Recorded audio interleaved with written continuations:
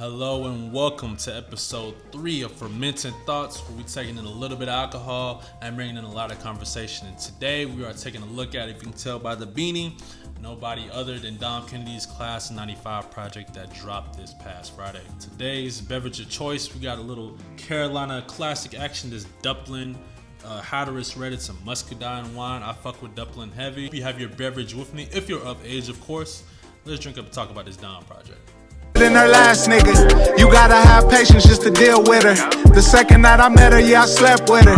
The first night I met her, she had cornrows. Obviously seeing I have the beanie right here, I got the Crenshaw shirt right here. Big Dom Kennedy fan. I've been a fan since 2012, since the album that is the Dom Kennedy album, the Yellow album. That project is in my top 10 projects of all time. I love that project front to fucking back.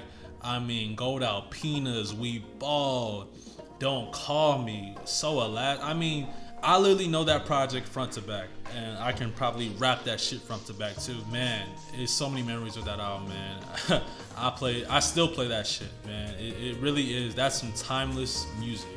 The production sounds good. Dom sounds, he was so cool and charismatic on that shit, man. Ride down, windows down, and that shit would be bumping it. But yeah, that's a classic. I can talk about that shit all day. We weren't introduced to him through that album.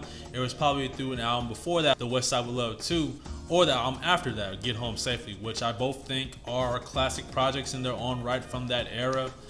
Get Home Safely, obviously, you know, got a couple of songs. After School, Let's Be Friends, Please with the late Nipsey Hussle. West Side With Love 2, Grindin', classic song. When I Come Around, that's a big song. If you're a Dom Kennedy fan, you know that song. That trifecta of projects, West Side With Love 2, Yellow Album, and Get Home Safely, that's one of them runs, man, in hip hop for real. Old school Dom, like 2013 and before, he got some hits, man. He got some real music that still sounds good. Fortunately, after Get Home Safely, there was a noticeable decline in not only the quality, but it seemed like his giving a fuck of rapping. It really started with The Best of Bobby 2, which I actually never heard of before today. I went and did like a little bit of research because I always heard shitty things about that project, and I actually went and listened to it, and it deserves all the shitty things that was said about. By Dom Kennedy isn't a bad project. It's not Get Home Safely and Yellow Album. You can take a couple songs away from that. Represent, For Me, What I Tell Kids, Thank You Biggie, the Jake One produced track. This sounded like some good shit. He still sounded inspired for the most part, but there were a couple of duds on that shit. I was like, I don't know. After that, it kind of just got worse and worse for me. Tender's Not For Sale, Volume 1, that's a thumbs down. We can get rid of that. Half a Mil Project 1 and 2 with Hit Boy. Take 1 or 2 tracks, maybe 3, and then the rest you thrown away. Not really good. Probably ended in Volume 2, which is another project I really didn't care for. It's another skippable, nothing really to. You might take 1 song or 2 songs, but I'm gonna go back to just the Yellow Album and Get Home Safely if you just want to hear good Dom Kennedy music. But after this, we all know, unfortunately, Nipsey Hussle passed in April of 2019. And after this, it seemed like Dom kind of was inspired to rap again. I don't know if that was the catalyst for that. I could tell immediately from when he released OPM Young Nation Volume 2. From the first song, I remember it vividly when I heard it. Kind of like inspired. Like he was actually flowing on beat, you know, rhyming halfway good. And that continued through the rest of that project. And from that point on, it had me interested in Dom Kennedy projects. He was like, yo, okay, if Dom Kennedy's rapping good production as well, then that's gonna make me give a fuck about Dom Kennedy again. And for the most part, I think that has been the story since, unfortunately, Nipsey's passing. He's released some couple of pretty solid projects. OPM Young Nation Volume 2, I think was a solid project. Half a Mil 3, his collab with Hit Boy, had a couple of songs you can take away. Rap and Roll, I thought was a pretty solid project. Another album you can take away a lot of songs from. Follow that up with The West Side With Love 3, another project. I took some songs, they actually sounded good. Deep Thought, I thought was a fucking dope ass record. I still play that. LAX, I thought was fire. Still Grinding. The Other Side, he was trending back upwards, and it seemed like he gave a fuck about rapping again. I'm happy to say that continued that upward trend of positive and good Dom Kennedy projects. On none of these songs, unlike, let's say, Los Angeles For Sale, Half a Mil Project, his voice doesn't sound like he's just going through the motions. He's even played with some flows in these couple of songs, which may be for better or for worse. But it's the fact that he's actually giving a fuck to play with the flow, you know, doing some triplet flows here and there. This Duplin is some good shit, man. I'm telling you. Starts off immediately with the first 2 tracks, Rich Kid and Leanin'. He sounded great on both of those songs. These are songs that definitely I'll be returning to and take away from this album. Production on these was really fire. The MVP of this album is Polyester the Saint, who I'm happy to see return in full form on this album. Looking at the credits, I don't think he was as involved from the West Side Will Ep.3 or Rap and Roll.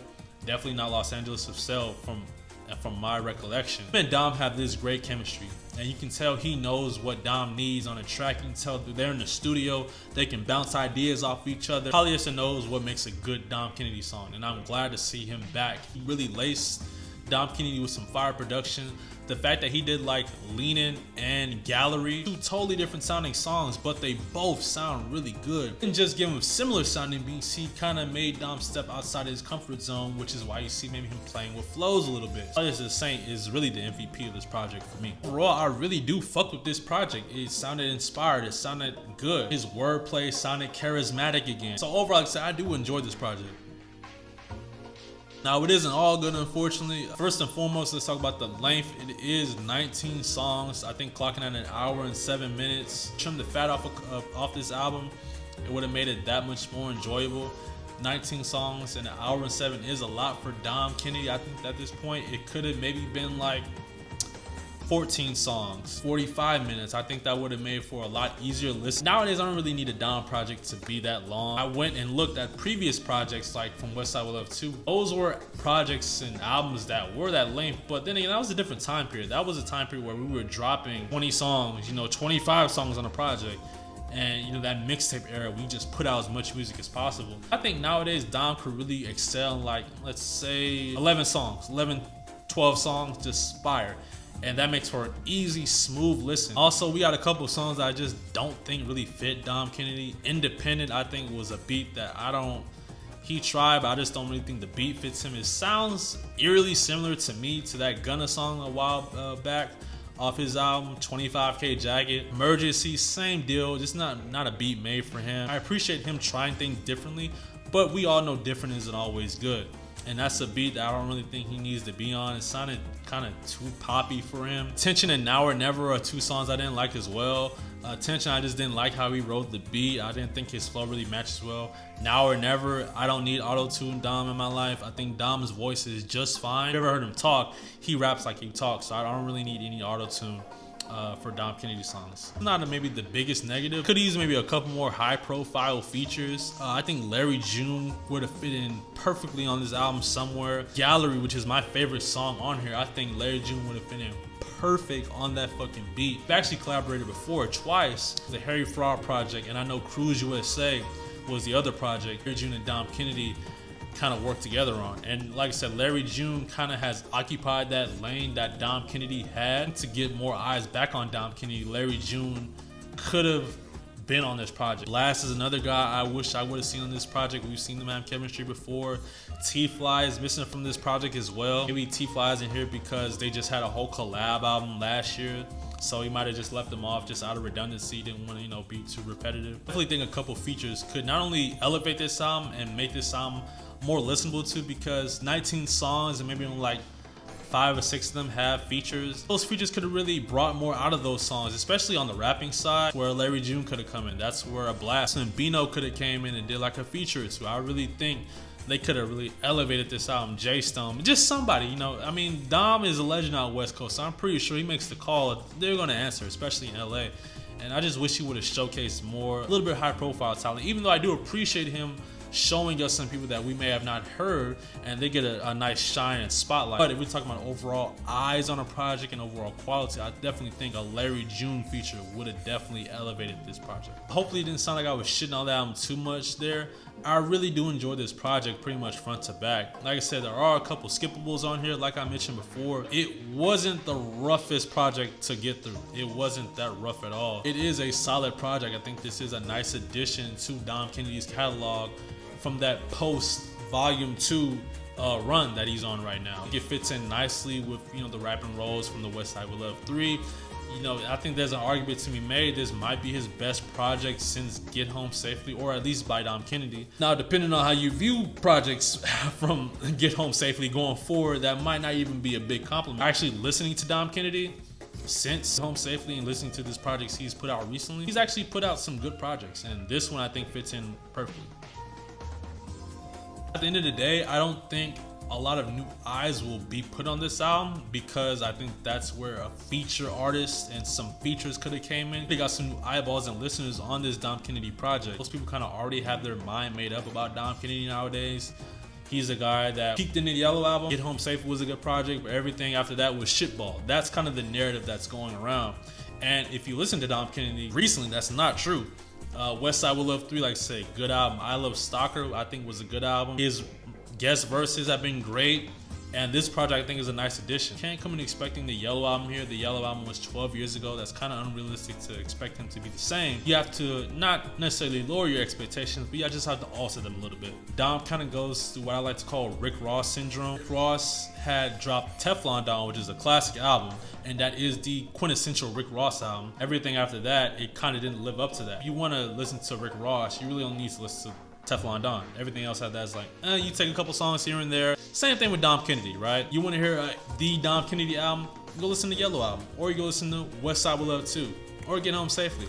Everything after that, you don't really need to listen to hear peak Dom Kennedy. That's why I said you need to alter your expectations, not lower them. This is a good album, a good solid project. There's definitely some tracks I'll be coming back to, like Gallery, Leanin', Rich Kids, I think are all really solid songs. And it's just nice to see Dom giving a fuck about rapping and trending upward. Hopefully next time you get some more features. Need a Larry June feature on that project, last feature on this project. As a Dom Kennedy fan, it's just nice to see him back rapping good. That's gonna end it here for Fermented Thoughts episode 3. Let me know what you guys' and girls' thoughts on Dom Kennedy's Class of 95 is. Tell me what you think. Is this slam dunk in the recycle bin? Do you fuck with it heavy? Are you a Dom fan? Do you not know anything about Dom and you just happen to tune in? Let me know. We can have a discussion. This is Lewis from Dark Grapes. Be easy, drink responsibly, stay hydrated and moisturized. And I'm gonna pour some more of this shit right now.